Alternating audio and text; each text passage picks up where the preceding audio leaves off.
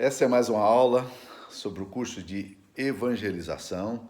Se você gostaria de assistir às palestras anteriores, às palestras posteriores, elas estão disponibilizadas também no YouTube. Então, quero convidar você a refletir mais um tema. E o tema de hoje é Deus e os meios de evangelização. Eu gosto muito de uma frase do Dr. John Stott, quando ele fala de meios. Ele fala que Deus pode usar um pregador desconhecido pregando num texto obscuro de um dos profetas menores para salvar uma vida. Então Deus usa os meios mais incomuns para fazer o que ele quer fazer. Se você for olhar o método que Cristo usava para as curas, você vai perceber que ele não tinha um padrão de cura, né? E algumas das curas são até muito exóticas, porque quando ele fala para um homem surdo-mudo, ele pega a sua saliva e toca na língua dele, né? No outro, ele vai curar um cego e ele cospe no chão, faz um lodo com o dedo e passa no olho do cego, né? Se essa moda pega, daqui um pouco nós vamos ter aí o cuspe da cura, né? E essas coisas todas que são facilmente interpretadas em alguns segmentos neopentecostais radicais, né? Então a gente vê isso aí. Quando você olha para a experiência de Moisés, Deus ordena a Moisés lá em Meribá para que ele toque, pegue o seu cajado e toque na rocha. E ali sai a água, a água sai da rocha. Mas quando você caminha um pouquinho mais, no livro de Números, você vai encontrar no capítulo 20, versículo 18, a experiência de Deus mandando Moisés falar a rocha, mas Deus diz, pega o seu cajado e fala a rocha, e Moisés resolveu não falar a rocha, ele resolveu usar o mesmo método antigo. E ele então tocou 2 vezes na rocha, e por causa disso, Deus não permitiu que ele entrasse na terra prometida. Quando você vai estudar um pouquinho mais, a profundidade, puxa, mas será que Deus impediria o seu servo tão fiel de entrar por causa de um vacilo como esse, tão pequeno aparentemente, mas você vai perceber que nas entrelinhas, Deus diz bem claro, em Números capítulo 20, que você não creu em mim para me santificar. Números 20, versículo 12. E quando você vai lá para o livro de Salmo, no Salmo 106, versículo 32 e 33, você vai perceber que Deus fala para ele que, na verdade, o meu servo Moisés falou imprudentemente com seus lábios. A gente não sabe exatamente o que aconteceu. O contexto mostra que Moisés estava muito irritado com as pessoas. E talvez a irritabilidade dele, o jeito dele proceder, foi exatamente o que contou, né? Não um toque na rocha, mas algo muito mais sério que está por detrás do coração de Moisés e que a gente não sabe. Mas Deus, num lugar, manda ele tocar na rocha e a água aparece. No outro lugar, Deus manda pegar o mesmo bastão, mas falar a rocha, e ele não fala a rocha, mas ele bate na rocha com ira. E aí acontece o que acontece. Ou seja, métodos, meios de evangelização são algo muito complexo. E nós precisamos exatamente entender isso, porque os meios de evangelização não estão, por exemplo, condicionados a uma cultura dominante. Esse foi um dos erros mais crassos, e tem sido um dos erros mais crassos em missiologia. Os missionários vão para o campo e eles querem estabelecer os mesmos critérios e fazer as coisas da mesma forma que sempre fizeram. E quando eles usam as mesmas técnicas, eles usam os mesmos métodos, esses métodos não funcionam na região onde eles se encontram. E o resultado é um fiasco. A mesma coisa pode acontecer com plantação de igreja, a mesma coisa pode acontecer com método de evangelização, né? Que você adota um método e você usa o método. Eu costumo dizer que métodos são importantes para você aprender algumas linhas de pensamento, mas métodos são complicados quando você se engessa neles. Por exemplo, um dos métodos mais interessantes para mim é o evangelismo explosivo. Tem o método alfa e tem outros métodos por aí. Mas o evangelismo explosivo tem uma linha de ação muito interessante. Quando você está aprendendo a evangelizar, ter uma sequência de pensamento ajuda muito na comunicação do evangelho. Mas chega um determinado momento em que você já conhece bem o conteúdo e você pode flexibilizar e ter o resultado bom também em relação a isso aí. Então, na verdade, o método é um meio, é o caminho. Você não pode, de forma nenhuma, permitir que o método se transforme no fim. Então, o método de evangelização não pode estar condicionado a uma cultura dominante. Esse é um aspecto muito importante para a gente, mesmo porque a palavra método ela vem do grego odos, caminho, e do latim método, que significa caminho para se chegar a um fim. Então Deus não unge métodos, Deus unge pessoas. E por meio dessas pessoas que ele escolhe e unge e abençoa, ele realiza a sua obra, né? Então a primeira coisa que nós precisamos entender é que os meios de evangelização não podem estar condicionados a uma cultura. Então isso evita para a gente sacralizar os métodos, o que gera o quê? Tradicionalismo. É o que a gente vê muitas vezes. As pessoas estão tão ligadas a um determinado método, seja de fazer igreja, de ser igreja, que esses métodos que são bons, eles foram criados com um propósito, eles podem engessar e impedir que a gente veja as coisas de outra forma. E também podemos transformar os métodos no fim, né? Isso é muito comum. Nós transformamos os métodos, que são os meios, e transformamos no nosso alvo. De repente, o método é a coisa mais importante. Se você não usar o mesmo método, mesmo que você alcance fins, objetivos iguais e mais eficientes, não vale. Você tem que usar o mesmo método. É assim que você tem que fazer. Então, se você não fizer desse jeito, não valeu. Há uma outra coisa ainda dentro disso, é que há um perigo da gente engessar os métodos sem, por exemplo, nos identificarmos com a cultura. Muitos dos nossos conflitos teológicos e eclesiológicos, por exemplo, são importações de conflitos. Nossa cultura não tinha esse conflito, mas nós temos esse conflito, né? E muito da estratégia que nós adotamos, ela não é bíblica, mas ela é cultural. Seja ela importada ou seja ela já aprendida aqui na cultura que nós também construímos. Então, há o risco dos métodos inflexíveis, que, aliás, é um dos grandes problemas na igreja. A igreja não tem a adaptação da sua abordagem, da sua estrutura, da sua metodologia. E esses métodos inflexíveis, eles podem se tornar pouco relevantes, gerar isolamento na igreja, gueto, distanciamento, enquanto o excesso de identificação, por outro lado, pode se transformar também num sincretismo, né? Então é muito importante a gente entender que os meios de evangelização não estão condicionados a uma cultura. Ponto número 1. Segunda coisa que eu queria dizer sobre os meios é que os meios de evangelização não podem ser maiores do que a mensagem em si. Isso é alguma coisa importante. Por quê?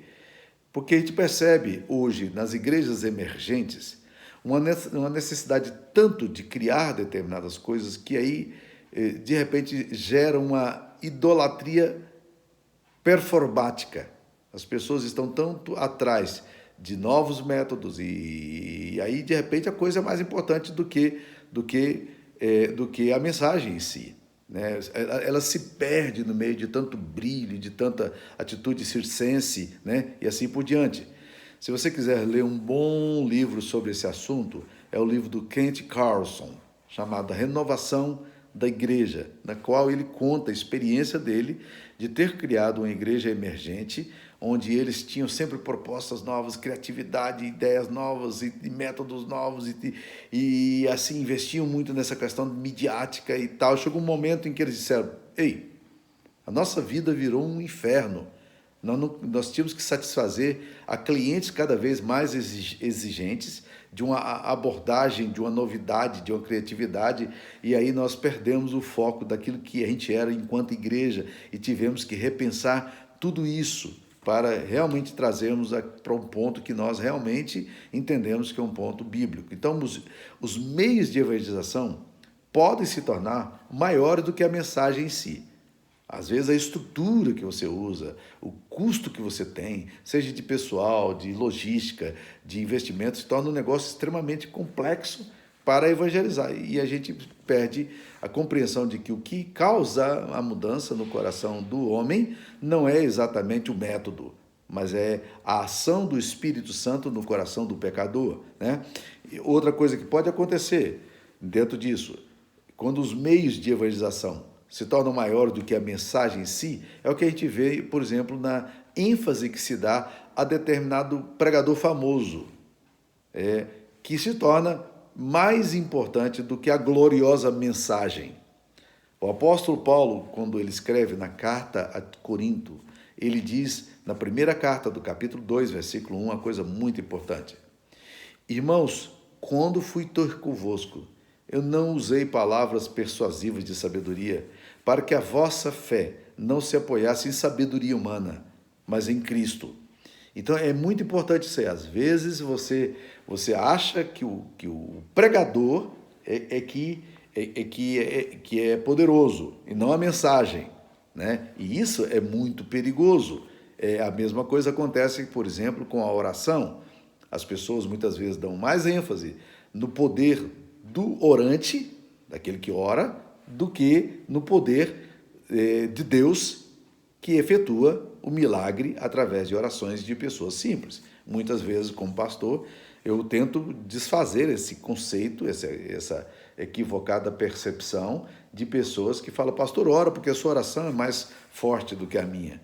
E eu falo, irmãos, nós não sabemos orar como convém, mas o mesmo Espírito intercede por nós sobremaneira, com gemidos inexprimíveis. O Espírito Santo, que é o nosso intercessor existencial, ele intercede por nós, ele faz a obra. Então, coloque o poder não na oração em si, e nem no orante, mas coloca o poder no Deus que ouve a oração e faz a obra, tá? Então, os meios de evangelização não podem ser maiores do que a mensagem em si. Um outro aspecto que eu queria colocar é o risco da gente atribuir ao marketing o poder que é do Espírito.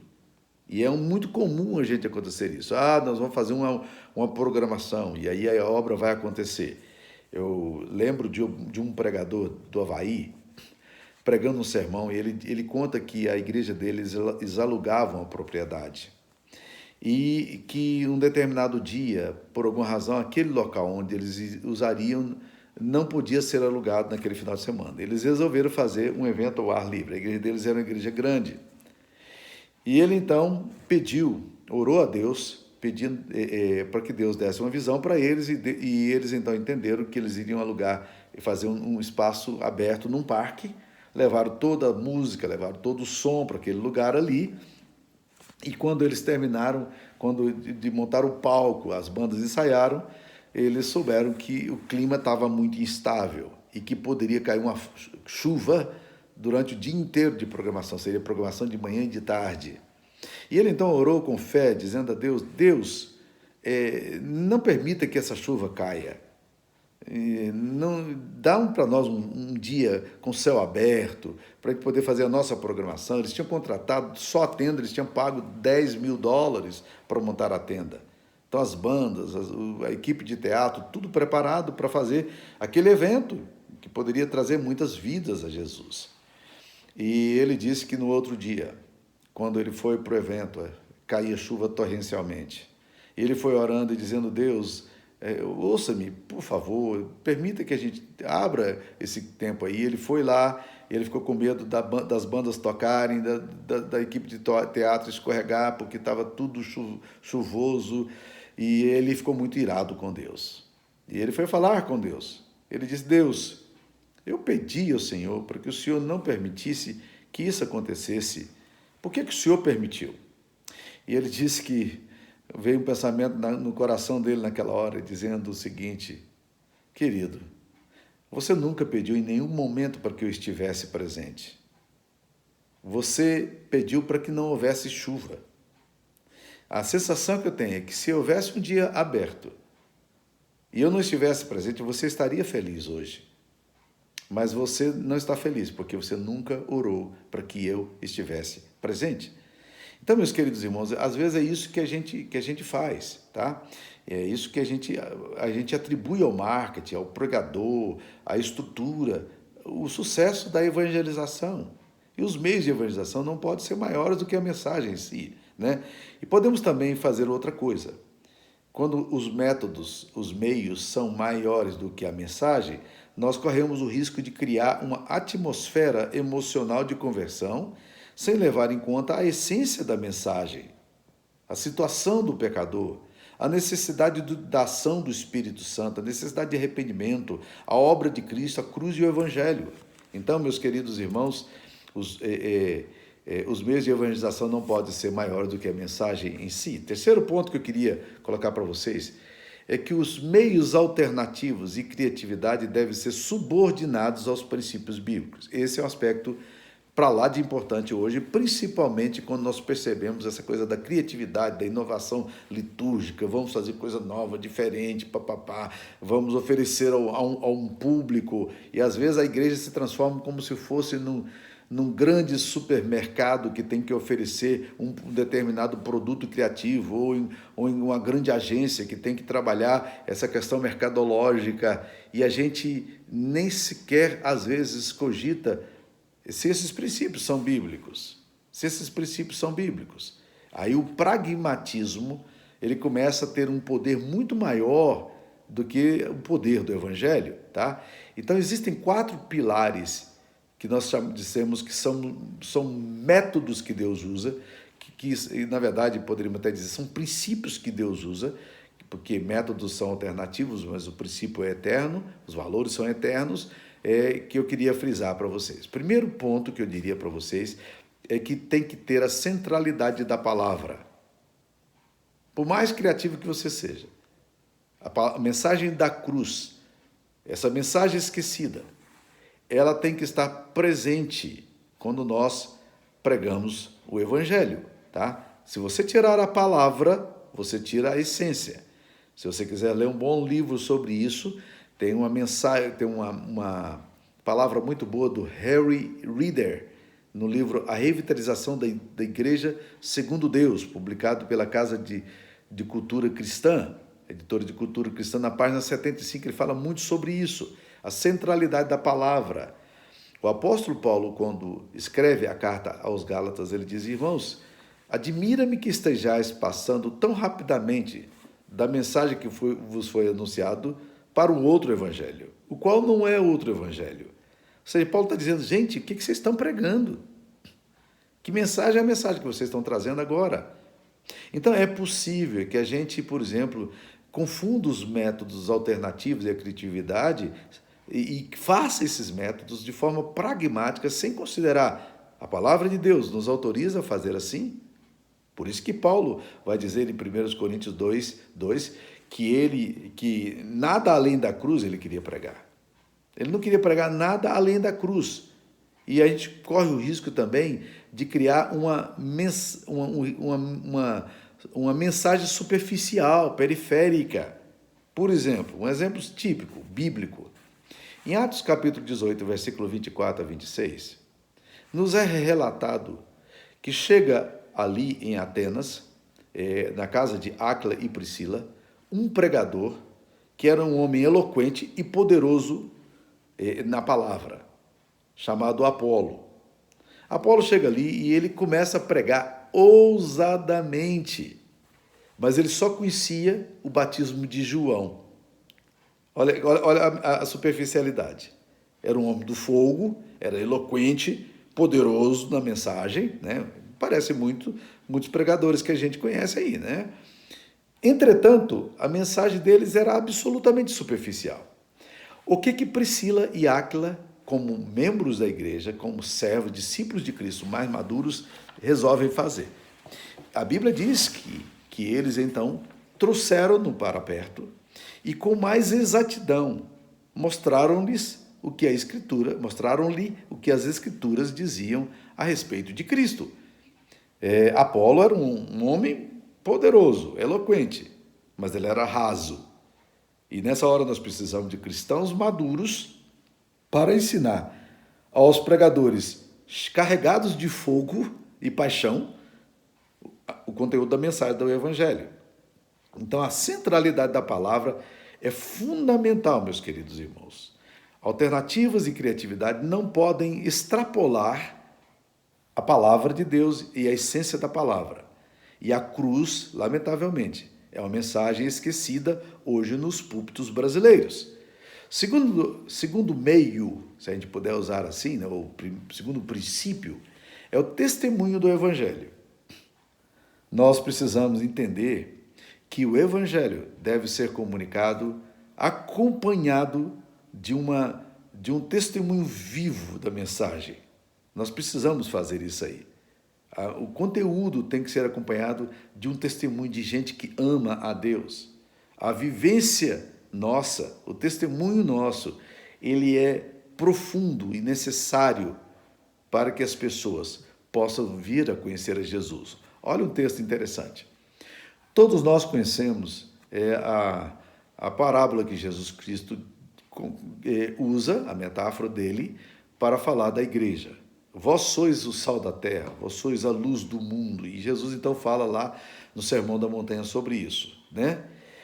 O que nós muitas vezes não percebemos é a ênfase que Jesus dá no texto de Mateus capítulo 5, versículo 16, as boas obras.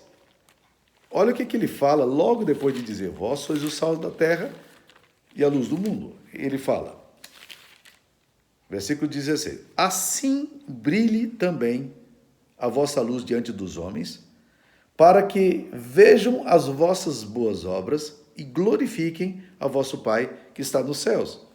Perceberam? Assim brilhe também a vossa luz diante dos homens. Para quê? Qual é o objetivo disso? Qual é o propósito de Deus disso? Para que os homens, vendo as nossas boas obras, glorifiquem a Deus que está nos céus. Ou seja, a palavra que nós pregamos, ela deve vir acompanhada de um testemunho. As pessoas olham as nossas boas obras e elas passam a glorificar a Deus. Por isso é que normalmente as pessoas se convertem por causa do testemunho de irmãos, fiéis à palavra, firmes na palavra, que realmente vivem dessa forma. Então, a comunicação da mensagem deve ser acompanhada de uma vida de piedade, de temor, de santidade. Nada é mais poderoso para comunicar a mensagem do que uma vida impactada pelo Evangelho. E quando essa vida está impactada pelo Evangelho, meus queridos, vai embora, a mensagem floresce. E é isso que a gente percebe, por exemplo, na expulsão do demônio gadareno. Quando Jesus expulsa o demônio daquele gadareno, acontece uma coisa muito interessante. Ele fica tão impressionado, óbvio, que é uma libertação maravilhosa, e agora ele está sentado em perfeito juízo, ele chega para Jesus e diz, deixa eu ir contigo. E Jesus está voltando para Israel. Ora, ele é um cara inexperiente na mensagem, ele não conhece muito do conteúdo bíblico, entretanto, Jesus nos surpreende dizendo para ele, né? A Bíblia diz assim, Marcos capítulo 5, versículo 19, Jesus, porém, não lhe o permitiu, mas ordenou-lhe, vai para a tua casa, para os teus, anuncia-lhes tudo o que o Senhor te fez e como teve compaixão de ti. Olha o testemunho. Conta o que Deus fez por você. Mostra o que Deus fez por você. E Jesus estava tão confiante no impacto daquela mensagem que transforma esse ex-endemoniado no primeiro evangelista transcultural. É a primeira vez que a mensagem do evangelho vai chegar com poder em terras que não são gentias, que não são judias, desculpa, terras gentílicas. Ele vai chegar agora a Decápolis, são 10 cidades que ficam do outro lado do mar, na outra região. Aí a Bíblia diz, então ele foi e começou a proclamar em Decápolis tudo o que Jesus lhe fizera, e todos se admiravam. Então, meus queridos, se a gente puder colocar o testemunho como um meio, nós vamos colocar a palavra e vamos colocar o testemunho. Nada é mais impactante do que uma vida profundamente transformada pelo Evangelho. E esse homem aqui se transforma no primeiro missionário transcultural, né? Depois de ter sido liberto de forças espirituais tão angustiantes. E terceiro meio, se a gente puder dizer que é meio, né? O terceiro princípio que nós temos que adotar quando evangelizamos é a questão da dependência de Deus na oração. Nós precisamos entender. O alicerce da mensagem está fundamentado aonde? Olha o que o apóstolo Paulo fala aqui em 1 Coríntios 2, no versículo 4 a 5. A minha palavra e a minha pregação não consistiram em linguagem persuasiva de sabedoria, mas em demonstração do Espírito e de poder, para que a vossa fé não se apoiasse em sabedoria humana, e sim no poder de Deus. Presta atenção aqui. A minha linguagem e a minha pregação não consistiram em linguagem persuasiva. O apóstolo Paulo está dizendo, a capacidade minha de persuasão, de argumentação, de demonstração, meu uso apologético, não foi suficiente. Não é o meu fundamento. Mas a minha linguagem é em demonstração de espírito e poder. É interessante, se você ouviu a minha palestra sobre o uso da apologética na evangelização, eu trato disso lá atrás, eu mostro como os termos bíblicos são interessantes. Pregação, anúncio, persuasão, convencimento, né? Todos esses são termos bíblicos que justificam a apologética cristã na evangelização. Entretanto, o apóstolo Paulo está dizendo aqui que a mensagem dele não se fundamenta nisso. Não se fundamentava nisso, mas se fundamentava em quê? Na demonstração. E um dos termos que é usado no livro de Atos é exatamente o termo demonstração. Diz que Paulo demonstrava ser Jesus o Filho de Deus. Demonstrar não é mais, meus queridos irmãos, apenas uma linguagem de argumentação filosófica, teológica, apologética. Não. É alguma coisa em que a pessoa vê o que está acontecendo. Então, meus queridos, a dependência do Espírito Santo não substitui nenhuma estratégia, nenhuma abordagem, nada. Por isso que há uma diferença na Bíblia entre pregar, Atos 9, versículo 20, diz que Paulo pregava, ele verbalizava a mensagem, e demonstrar, Atos 9, versículo 22, que era dar evidências daquilo que aconteceu. Então, nós pregamos na força do talento e do carisma, ou nós pregamos na força do Espírito Santo. Esse é um desafio constante para o nosso coração de pregador, de evangelista, né? Nós precisamos, de vez, tirar a ideia de que, de alguma forma, a gente pode ser capaz de fazer um convencimento de um pecador. Regeneração é obra do Espírito, por isso tem que estar associada à oração. Ore para que Deus te dê a oportunidade. Ore enquanto você prega. Ore depois que você prega.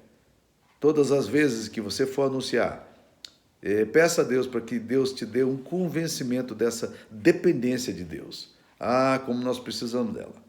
Ah, como nós confiamos nos nossos talentos e nos nossos recursos pessoais. E como isso é perigoso. Um quarto elemento que eu diria é a fé. O quarto meio, né, se nós pudermos dizer assim, né? O quarto elemento associado à evangelização é a fé. Nós precisamos pregar com fé. Com fé em quê? Fé no poder de Deus. Fé no poder do Espírito Santo. Fé no poder da mensagem. A Bíblia, Jesus conta uma parábola e diz: a semente por si só frutifica. Eu tenho a impressão de que nem sempre nós cremos no poder do Evangelho, puro e simples como isso. Nós nem sempre cremos no poder do impacto da mensagem da cruz, da mensagem do arrependimento. Nós nem sempre cremos nisso. Então nós nos esquecemos disso.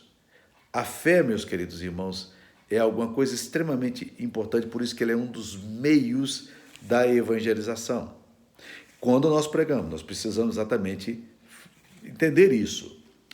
Há um texto, meus queridos irmãos, muito interessante, de 1 Coríntios capítulo 9, versículo 10.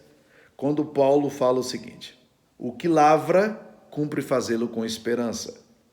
E o que pisa o trigo, faça-o na esperança de receber a parte que lhe é devida. Ou seja, o que lavra, cumpre fazê-lo com esperança. O que pisa o trigo, faça-o na esperança de receber a parte que lhe é devida. Paulo está dizendo, nós precisamos ter esperança. Esperança na pregação que nós levamos. Eu gosto muito da história de Spurgeon, estou sempre contando essa historinha aí, de um homem, de um rapaz que pergunta para ele por que a mensagem era tão ineficaz. E ele diz, é porque você crê sempre na mensagem. Você crê no poder do Evangelho? Seja honesto. Você crê que essa mensagem de Cristo, pura e simples, a cruz, é capaz de transformar o pecador, trazê-lo ao arrependimento, gerar vida e salvação? Você crê? Pregue com esperança, pregue com fé. A Adoniram Judson, quando estava nas masmorras de Mianmar, né, antiga Birmânia, fazendo um trabalho missionário, ele foi colocado no meio dos homens mais corrompidos, degradados, e aí todo mundo sabia na cadeia que ele era um pregador. E um dia, um pregador zombeteiro chega-se para ele e fala assim, ô pregador, você realmente acredita que a mensagem sua pode mudar a vida dessas pessoas desgraçadas que estão aqui na cadeia? E a resposta que a Adoniram Judson teria dado seria a seguinte, as expectativas são tão grandes quanto a mensagem da fé. As expectativas são tão grandes quanto as promessas de Deus. Então, meus queridos irmãos, nós precisamos entender isso aí. Quarta coisa que eu queria dizer, os meios de pregação não podem ser mais relevantes, não podem ser mais evidentes do que a ação do Espírito Santo. Tem uma outra palestra aí que eu falo sobre o Espírito Santo e a evangelização, vale a pena você dar uma olhada e rever esses pontos aí. Mas é fácil esquecer que quem faz a obra é o Espírito Santo. Mais uma vez, citando a primeira carta de Paulo aos Coríntios, do capítulo 3, versículos 6 a 7. O apóstolo Paulo vai perguntar ali no versículo 5, quem é Apolo? Quem é Paulo? Servos por meio de quem crestes, e isto conforme o Senhor concedeu a cada um. Eu plantei, Apolo regou, mas o crescimento veio de Deus, de modo que nem o que planta é alguma coisa, nem o que rega, mas Deus que dá o crescimento. Ora, o que planta e o que rega são um, e cada um receberá o seu galardão segundo o próprio trabalho, porque de Deus somos cooperadores, lavoura de Deus, edifício de Deus, sois vós. Paulo está colocando exatamente o pregador no lugar dele. Ele é cooperador. Ele planta, o outro rega, mas se Deus não agir, se o Espírito Santo não agir, não haverá transformação no coração do homem. Então, o nosso alvo não é proselitismo, nem o nosso alvo é transformar alguém num membro de igreja. Não é adesismo, mas o nosso alvo é fazer algo no coração do pecador. O nosso alvo é termos discípulos de Cristo com vidas transformadas, nascidos de novo, regenerados. E todas essas realidades só podem acontecer pela ação do Espírito Santo. É Ele que convence o pecador, é Ele que regenera o pecador, é Ele que traz senso de necessidade de Deus, é Ele quem ressuscita o pecador, é Ele quem nos dá vida. Então, nosso alvo, meus queridos irmãos, nós precisamos entender que os meios de pregação não podem ser mais relevantes, não podem ser mais centrais do que a ação do Espírito Santo, porque não há verdadeira evangelização sem a ação poderosa do Espírito Santo. Se nós não entendermos a ação do Espírito Santo, nós nunca vamos compreender o que significa a obra evangelística. Isso é desconhecimento do Evangelho. Isso é negação do Evangelho. Isso significa superficialidade do Evangelho.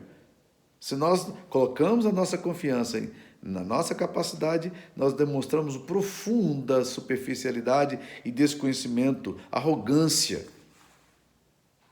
E nós não teremos nenhuma eficácia na pregação. Porque a obra de Deus não vai acontecer no coração do homem sem o poder do Espírito Santo. Então, meus queridos, estamos falando aí de dos meios de evangelização. Falamos primeiro, os meios de evangelização não estão condicionados a uma cultura. Segundo, os meios de evangelização não podem ser maiores do que a mensagem em si. Terceiro, os meios da pregação não podem excluir a oração, né? E os meios de pregação não podem prescindir da obra do Espírito Santo. Esses são os meios de evangelização. E é bom a gente prestar atenção a eles. Que Deus abençoe a sua vida. Ore por isso. Pense sobre o assunto. Reflita sobre isso. E vamos pregar com ousadia, crendo que o Evangelho tem poder para mudar qualquer pecador em qualquer circunstância. E é tão maravilhoso o poder do Evangelho que ele pode mudar até mesmo você e eu. Que Jesus te abençoe. Fique na paz.